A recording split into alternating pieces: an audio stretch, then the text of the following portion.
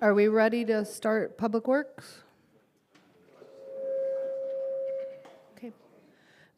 The time is 6:23, and we're going to begin the January 6th, 2025 Special Public Works and Infrastructure Committee meeting. Can I have a roll call, please? Alderman Flory. Present. Alderman Martinez. Present. Alderman Bolton. Present. Alderman Newsom. Present. Alderman Donnerworth. Present. You have the floor, ma'am. Thank you, sir. Can I get a first and a second to approve the minutes from the December 16th Public Works and Infrastructure Committee meeting?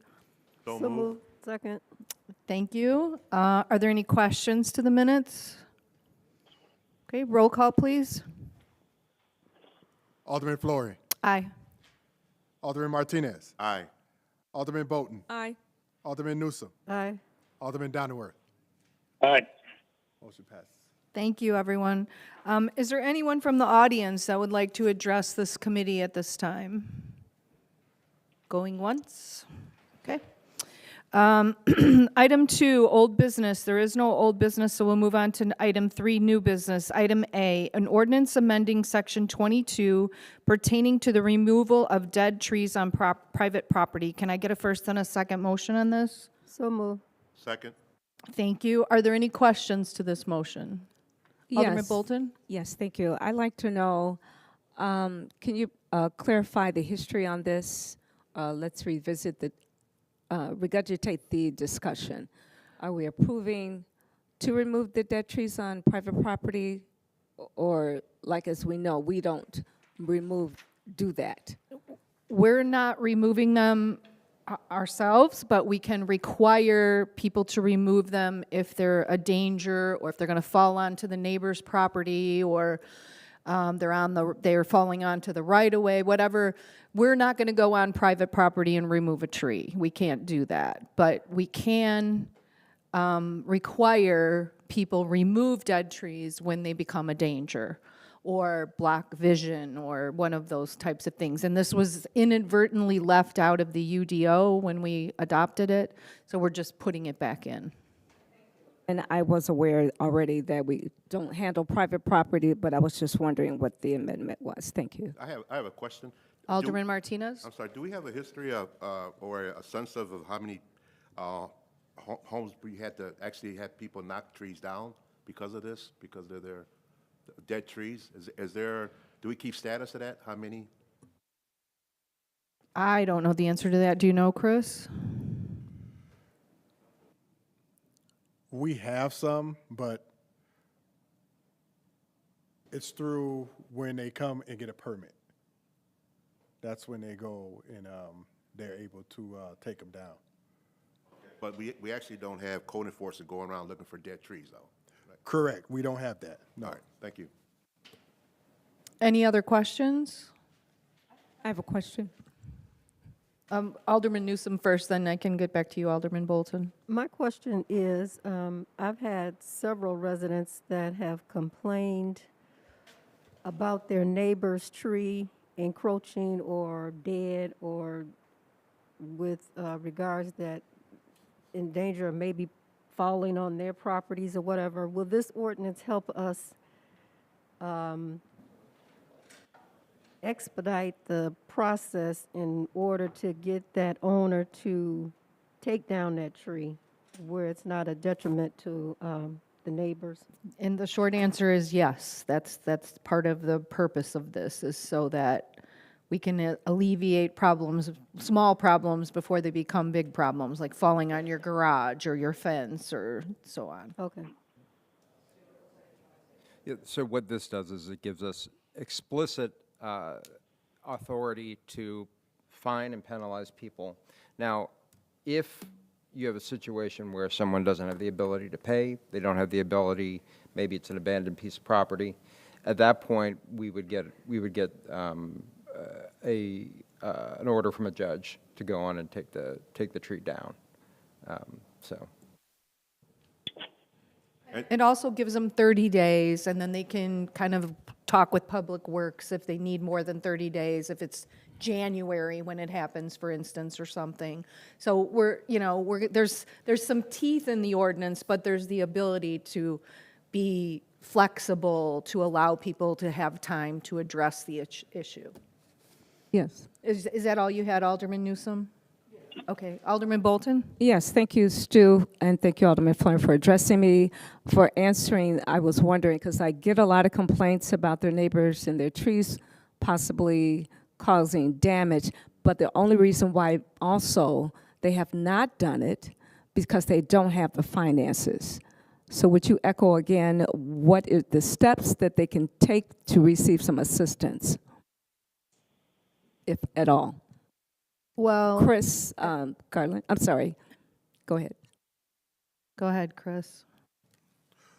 Well, we will put some language into the letter when we send it out to them, that if they call Public Works with any discrepancies that they may have, and one of them being financial, we will talk with them and we will work with them in regards to getting the problem solved. Thank you, because a lot of them are been owning their property for years, and they're senior citizens, and they're not in a financial position other than receiving an SSI check. Yeah. Okay. Thank you. Alderman Martinez? Just to be clear, so we actually have an arborist that comes out to determine if a tree is dead or not, correct? We can have an arborist. We're not policing trees, so. No, yeah, but I guess my question is, how do we determine where's the dead tree? I mean, is there Yeah, a specific- with an arborist, correct. Any other questions? Okay, roll call, please. Alderman Fleury, Aye. Alderman Martinez, Aye. Alderman Bolton, Aye. Alderman Newsom, Aye. Alderman Downingworth. Aye. Motion passes, ma'am. Thank you, sir. Item 3B is a resolution approving the purchase of 2 trailers from MTM Trailer MFG LLC for a not-to-exceed amount of $94,398 per Section 2-458 subsection I-7, a good faith waiver. Can I get a first and a second on this? So move. Second? Thank you.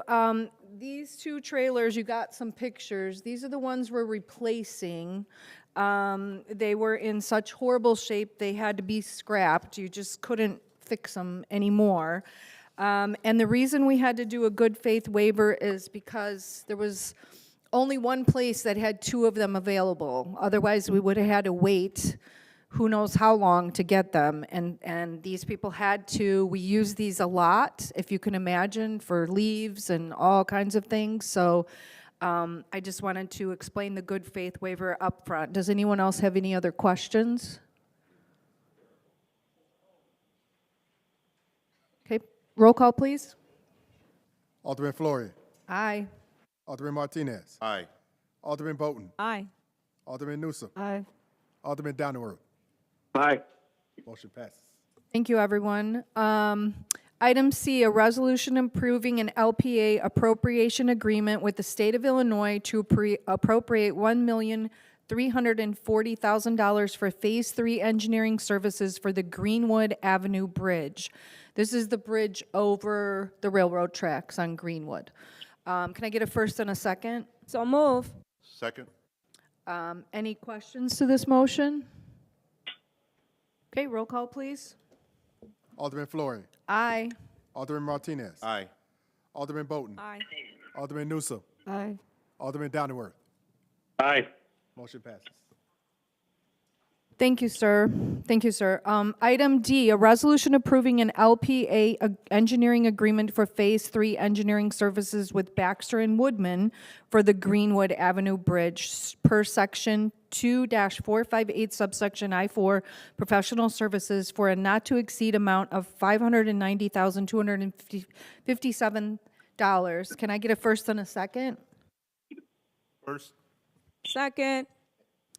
Thank you. Are there any questions to this motion? Roll call, please. Alderman Fleury, Aye. Alderman Martinez, Aye. Alderman Bolton, Aye. Alderman Newsom, Aye. Alderman Downingworth. Aye. Motion passes. Thank you, sir. Item E is a resolution approving the reclassification of partial funding for the fiscal 2024 LSLR, which is Lead Service Line Replacement Road Program, in an amount of $2,412,176.36. This is moving money from the ARPA funds and spending it on lead service line, which is a great idea in my opinion.